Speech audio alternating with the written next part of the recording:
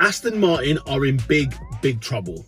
They're in big trouble. The 2026 Formula One season has not kicked off well for them, and this is make or break for them in 2026. If they do not get their act together in 2026, I'm kid you not, this could be the beginning of the end of Aston Martin. They've tried so many different things. They've tried new ways in which to improve their team, whether it's facilities, whether it's equipment, whether it's recruitment, and yet here we are yet again with Aston Martin. How long will Aston Martin be like this? How long? When is it going to click? When is it going to actually change and become a serious Formula One team? When is it going to become a team that will finally fight for championships in Formula One? Chief Trackside Officer Mike Crack has basically said that it's going to be a long road in 2026. This is the last thing Aston Martin fans would want to hear. Now, bear this in mind, this is a brand new partnership with Honda as their first year with Aston Martin in Formula One. And to be honest, it's not kicked off well. Remember, the drivers are Lance Stroll and Fernando Alonso, and when I think of Fernando Alonso and Honda, cue it, you know exactly what I'm talking about. Exactly, GP2 engine. But to be fair to Honda, since those times, since that era of McLaren, they have been very good. They've been very decent. They've won championships with Red Bull. In fact, they helped Red Bull begin their first sort of powertrains that they're now using in 2026. Remember, Red Bull are no longer with Honda. And on one hand, it seems like they've dodged a bullet because for some reason, this reputation that Honda has in Formula One, whenever there's brand new regulations, they seem to take forever to get going. And then in the Barcelona testing this year, could you even call it testing? They barely did any laps. We're talking like 30 laps, less than a normal race. And then you have Lance Stroll, who comes out and says they're about 4.5 seconds off the pace. 4.5 seconds? Do you know how fast 4.5 seconds is? And then Mike Crack says, look, we're going to take it step by step for the rest of the season. And that's not good news for any Aston Martin fan out there. And the worst thing about it all, this time round, it seems to be around the engine. Now, don't get me wrong.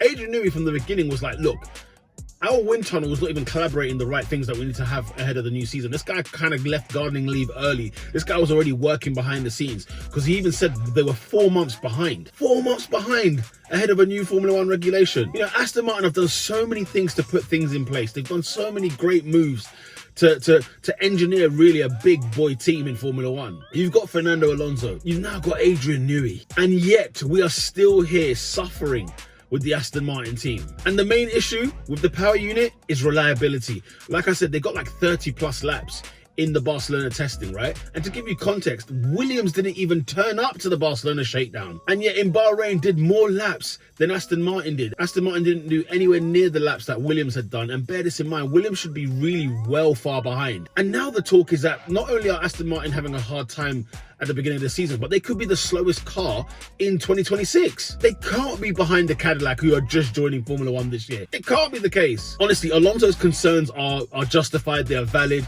because the man is like thinking, hang on a minute, how have I, and yet another move I've made in Formula One, which may or may not work out. And then for you to tell me that we're behind Cadillac, excuse me? Aston Martin has no place being behind Cadillac. They have no place whatsoever being behind that. Being the 11th best team in Formula One, being the worst team in Formula One, being the slowest team in Formula One, Aston Martin have no place of being there. Especially with the people at the helm that they've got there, and especially with the fact that this is a well-seasoned team now. I don't know what it is with Honda, right? Because on one hand, they are a serial winning team. They've won championships. They have built great engines over the years in Formula One, but they're always behind the 8 ball whenever a new regulation comes. And the worst thing is, like, nobody seems to be surprised by this. It's just us, the fans who watch Formula One, are thinking, what's happening with Aston Martin? But it seems like the norm has continued. The norm, you know, Honda will get it right, is what they believe, but they'll get it right at their own pace, which is absolutely shambolic. But Aston Martin are in big trouble. They have to solve this problem now, because a couple of things. Number one, if you lose Fernando Alonso, the most experienced man on the grid, you are throwing away talent. We were supposed to see a marriage of Adrian Newey and Fernando Alonso. Finally, these two being paired together. Adrian Newey always wanted to work with Fernando Alonso, and vice versa. Fernando Alonso wanted to work with Adrian Newey. But it's starting in disaster. Can you give us a honeymoon period at least? And then you're hearing as well that, you know, if they put in too much power in the power unit, they fear that it will be unreliable. They feel that it will break. Alonso was saying basically that every single lap we did in testing, we never had a clean lap. There was always something going on. Every single lap? You can't live like this. You can't be finding issues in every single lap. Aston Martin need to get it together. They need to get their finger out. They need to solve these problems ASAP, because if they have got a talent like Fernando Alonso just being wasted, we get it with Lance Stroll. And Lance Stroll, for him to even say that they're 4.5 seconds, I bet you Fernando Alonso will find even more time. I bet bet it's even worse than what we first feared. But I can't stress this enough. 11th in the Constructors' Championship for Aston Martin would what you would be called a disaster. And not only that, Williams didn't do anything in the shakedown in Barcelona. They did none. And yet, accumulated more laps in the Bahrain Test 1 than Aston Martin. That is disgraceful behaviour. And no doubt Williams will finish ahead of Aston Martin. I'm almost certain of that. Finding issues on every lap. I mean, listen, if you're going to find issues, let it be in testing. We get all of that. At least they can clear that stuff up. But Honda, yet again, your reputation, you bring your reputation up and then you bring it right back down yet again. Why? Why are you guys never ready? Why is everything done at your own pace? You're ruining a team like Aston Martin the same way you ruined a team like McLaren. I just hope for Fernando Alonso's sake, for Adrian Newey's sake, for even Lawrence Stroll's sake, because Lawrence Stroll has put in money. He has put in billions into Formula One as a whole. He's put in money to Williams beforehand and now to Aston Martin, formerly Racing Point. And I just want to see somebody succeed who's really invested and put the time in. I want to see them succeed. And it would be great to see Fernando Alonso back on the podium yet again. It would be great to see Adrian Newey pull up another masterclass. You know, at Williams, McLaren, Red Bull, he's done it. I want to see him do it at Aston Martin, I must admit. But what I can't have, and one thing I can't stand, is wasted potential, especially in Formula One. Formula One is not here for any mugs. This is no game. This is serious, top-class, A1 level of engineering, machinery, drivers. I mean, we're talking about the best drivers in the world here. And all due to engine problems and reliability, PUs. You know, let it be like, you know, the car breaks because of the way it was designed or anything like that. Let it be something like that. When it's the engine, like the main source, the hub of your car, this is the last thing you need in Formula One. It's the last thing any team needs. And the scariest thing as well for Aston Martin, that they are the only team that have a Honda powered engine. So if the Honda engine is not good, it's not like they can even rely on other data or look at other teams maybe and see, you know, is it only just Aston Martin that's going to be affected? Is it other teams? Like, they are solely on this on their own. Red Bull got the hell out of Dodge and it seems like they made a great decision. And don't forget, they're running their own engine, the whole like powertrain, the Racing Bull powertrains, right? A bit accompanied with Ford, of course.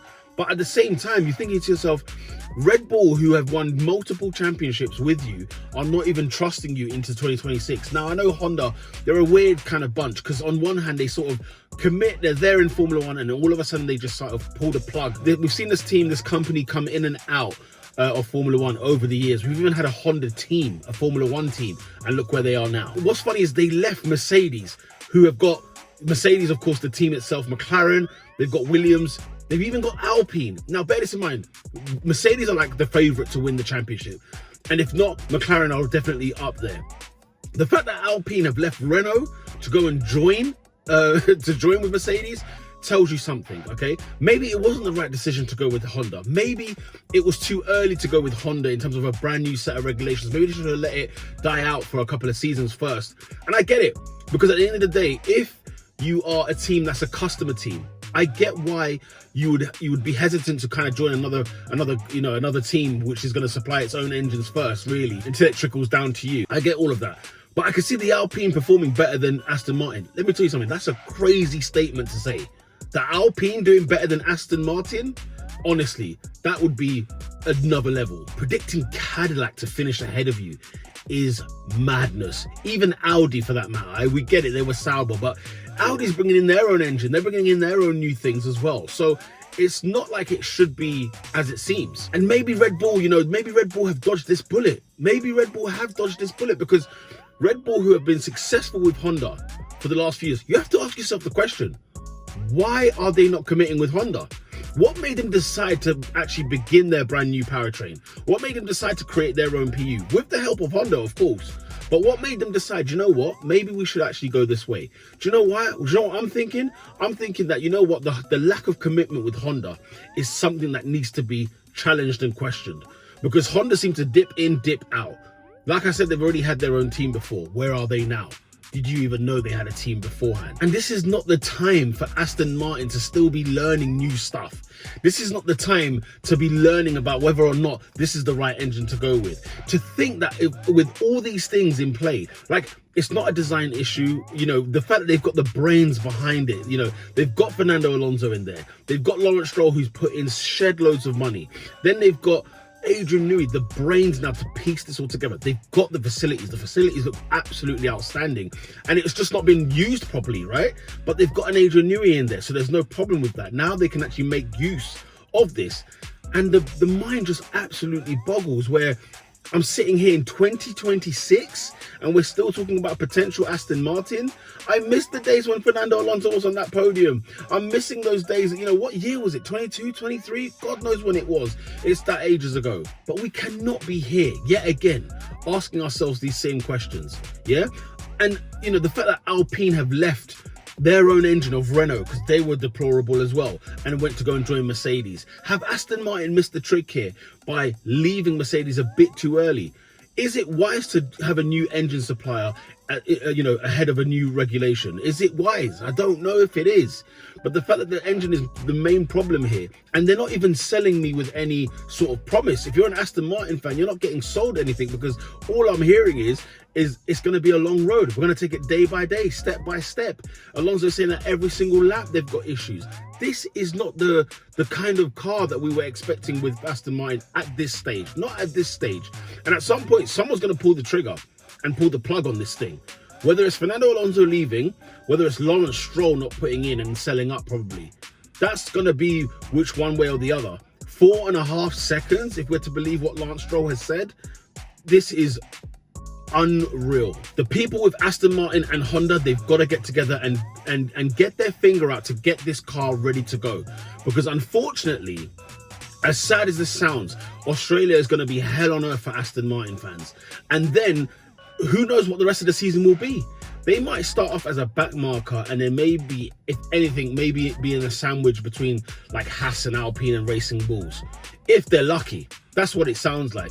And so we're just wasting a 2026 Formula One campaign based on the fact of this engine, this unreliable engine, a car that's now got less laps than Williams, when bearing in mind, Williams did not turn up to Barcelona. I feel sorry for Fernando Alonso. I feel sorry for Adrian Newey. And the most I feel sorry for is Lawrence Stroll. The man has invested, the guy's put in. Every time I look at Aston Martin and the potential, I get excited. I'm like, oh my God, another team in Formula One to try and, you know, jump in the top 4, top 5, make it a really, really competitive sport. And yet, once again, like, I'm getting smells of Renault. You know what I mean? Like, Renault were always there, potential, had the facilities. They were giving it the whole 100 races until we do this. And now here we are.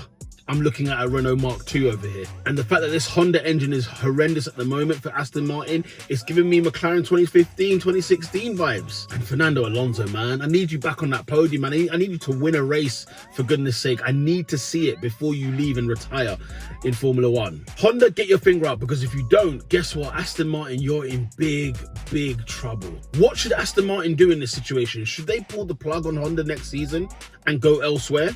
Or should they just firm it? Because Honda will get it right. We believe they will get it right. They're just a bit slow at what they do. Working with people in Japan whilst you're based in Silverstone, you know, it's a bit much. And then during the course of a Formula One season where you're going all around the world, like, who's got that time? Who's got the time, patience, the money?